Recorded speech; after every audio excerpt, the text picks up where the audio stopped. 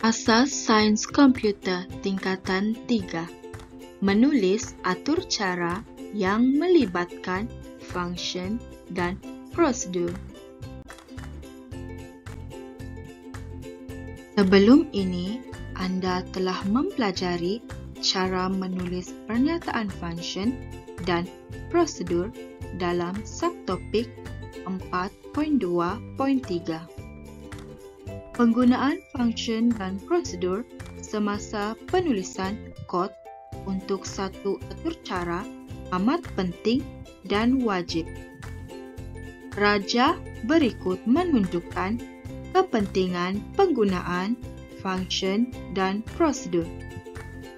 Kepentingan pertama ialah dapat digunakan secara terus atau berulang kali tanpa menulis kodnya. Kedua, boleh diguna pakai dalam atur cara lain sekiranya tugasan yang sama diperlukan. Ketiga, mengurangkan kemungkinan berlakunya ralat. Keempat, menjimatkan masa. Kelima, boleh dikongsikan. Keenam, memudahkan prosesnya pepijat. Dan akhir sekali, atur cara kelihatan lebih teratur, kemas, bermodular, dan lebih mudah untuk difahami.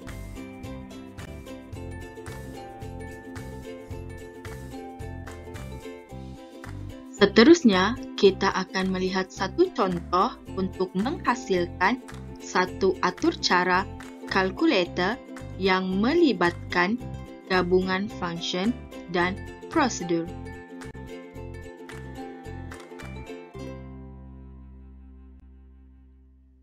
Situasinya ialah guru meminta Anda menghasilkan satu atur cara kalkulator yang dapat melakukan 4 operasi asas, yaitu tambah, tolak, darab, dan bahagi terhadap dua nombor integer yang dimasukkan oleh pengguna atur cara.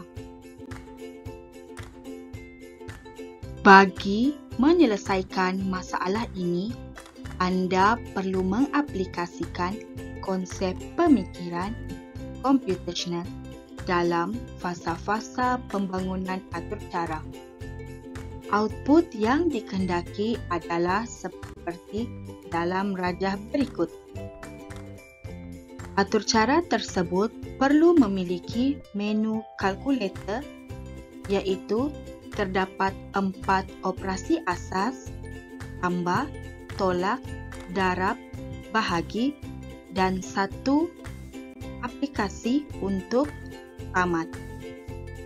Seterusnya, pengguna dibenarkan untuk memilih salah satu daripada menu tersebut.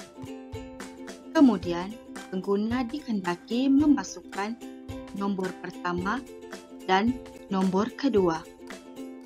Akhir sekali, atur cara tersebut akan memaparkan output bagi nombor yang telah dimasukkan dan operasi yang telah dipilih oleh pengguna.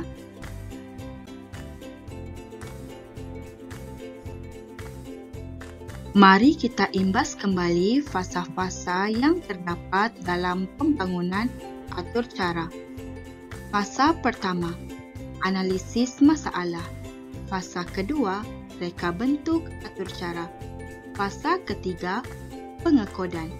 Fasa keempat, pengujian dan penyah-pepijatan. Akhir sekali, fasa kelima, dokumentasi.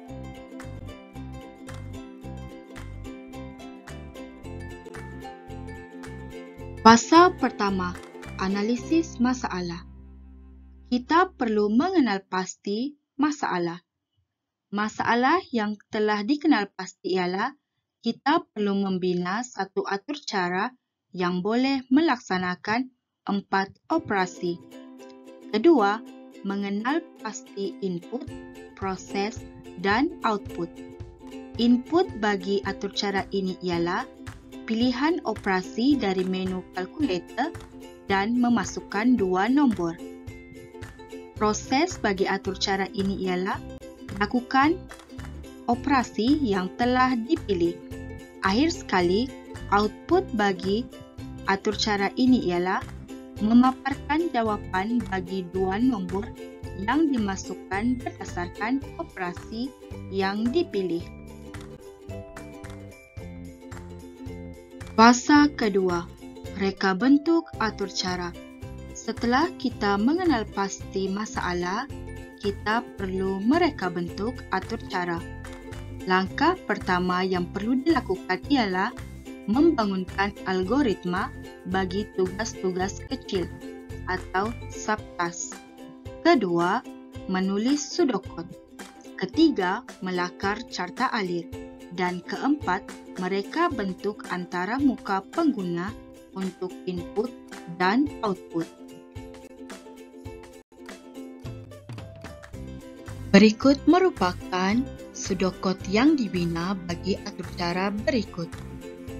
Kita akan lihat satu persatu kepada bahagian-bahagian yang ditandakan berwarna. Pertama, bahagian bertanda hijau. Set pernyataan ini diasingkan dan akan dijadikan satu sub-pseudocode untuk menu. Kemudian, bahagian yang bertanda ungu. Set pernyataan ini diasingkan dan dijadikan satu sub-pseudocode bagi kira cetak. Seterusnya, bahagian yang bertanda biru. Set pernyataan ini diasingkan dan dijadikan satu sub-pseudocode bagi dapat dua nombor. Akhir sekali, set yang berwarna kelabu.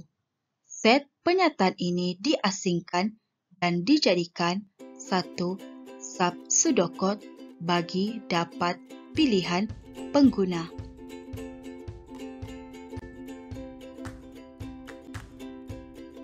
Berdasarkan pseudocode yang telah dibina, pseudocode tersebut perlu dimurnikan melalui pengaplikasian pemikiran computational.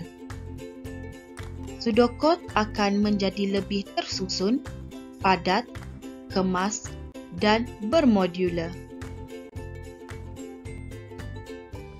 Raja berikut menunjukkan pseudocode yang telah dimurnikan.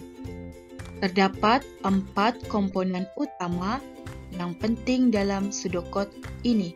Pertama, komponen menu. Kedua, komponen dapat pilihan pengguna. Ketiga, komponen kira cetak. Dan akhir sekali, komponen dapat dua nombor.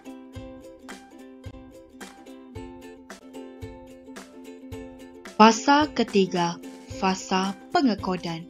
Semasa fasa ini, Anda perlu mengenal pasti penulisan bagi sinteks untuk function, prosedur, input, proses, dan output. Selain itu juga pengatur cara perlu mengenal pasti penggunaan jenis data bagi input yang ingin digunakan. Raja berikut menunjukkan kod atur cara bagi kalkulator bermenu. 4 komponen utama yang telah dipecahkan sebelum ini adalah seperti berikut. Pertama, penggunaan prosedur bagi menu. Kedua, penggunaan function bagi dapat pilihan pengguna. Ketiga, penggunaan function bagi dapat dua nombor. Akhir sekali, penggunaan prosedur bagi kira cetak. Raja berikut menunjukkan output bagi atur cara kalkulator bermenu. Bagi atur cara ini, sistem akan menunjukkan 5 menu yang perlu dipilih oleh pengguna. Apabila pengguna telah memasukkan menu antara 1 hingga 5, pengguna akan memasukkan nombor pertama. Selepas pengguna memasukkan nombor pertama, pengguna perlu memasukkan nombor kedua. Setelah pengguna memasukkan nombor pertama dan nombor kedua, proses akan berlaku dan sistem akan memaparkan output bagi pilihan menu operasi yang telah dipilih dan nombor yang telah dimasukkan. Seterusnya, sistem akan mengulang sehinggalah pengguna memasukkan pilihan menu kelima iaitu tamat. Apabila pengguna memasukkan pilihan menu kelima, sistem akan memaparkan, "Terima kasih kerana menggunakan saya," dan pengguna akan keluar daripada sistem tersebut.